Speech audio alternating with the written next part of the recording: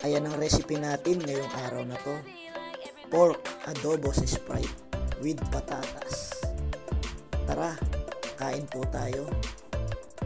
Sa mga hindi pa po nakakatry ng ganitong recipe, samahan nyo po ako. Lutuin natin to. Yan po yung mga ingredients ng ating lulutuin ngayong araw na to. Ayan yung pork, patatas, soy sauce, vinegar, Sprite, garlic, onions, daw ng laurel, tsaka po yung ating ground black pepper. Preheat po tayo ng cooking pan, lagyan po natin ng cooking oil. Mag-start na po tayo. Unahin po natin lulutuin yung ating patatas. Ayan, ipa-fry lang po natin yan ng 3 to 4 minutes. Ayan.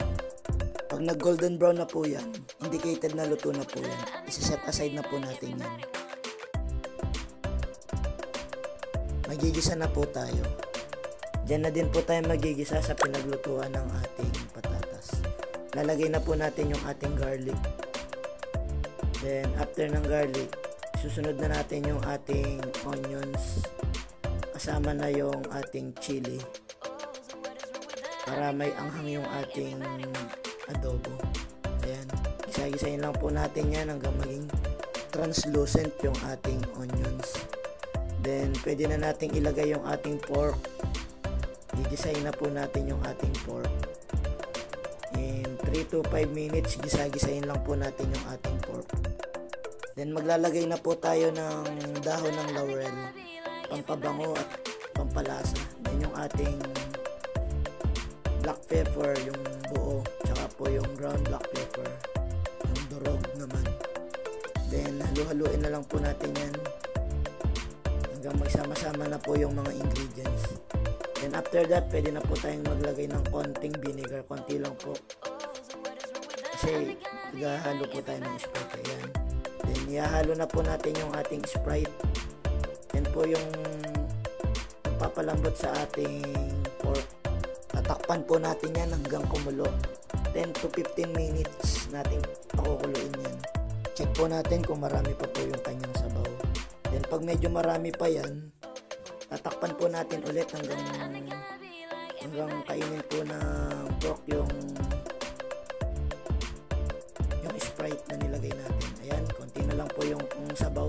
Pwede na po tayong maglagay ng soy sauce. Yung soy sauce po, depende po sa dami ng gusto nyong soy sauce. Ayan. Then pakukuluin po natin yan, tatakpan din po natin ulit hanggang mag-evaporate po yung sabaw. Check po natin. Ayan, kumukulo na po. Pwede na po nating lagyan ng pampalasa. Halu-haluin lang po natin yan hanggang sa kainin po ng pork yung kanyang sarsa. May gagawin pa po tayong sikretong malupit dyan sa ating adobo. Ayan, isasalin po kasi natin yan yung ating pork adobo. Salin po natin sa pan. Ayan. Then yung ating pan, lalagyan po natin yan ng oil. Kasi yung ating pork, ito-toast po natin yan. Yan po yung magpapasarap sa ating adobo. Ayan. Ito-toast po natin yan ng 3 to 5 minutes. Halu-haluin lang po natin yan hanggang sa ma-toast po yung ating pork. Ayan. Halu-haluin lang po natin. Puputukan po yan kasi may taba-taba po yung ating pork. Then after that, pag medyo toast na po yung ating pork, pwede na po nating ilagay yung nakaset aside po natin kanina na patatas. Ayan, yung patatas natin luto na po yan. Yan po yung unang niluto natin kanina. Then pwede na po nating ilagay yung ating sarsa na nakaset aside din po. Malapit na pong maluto yan.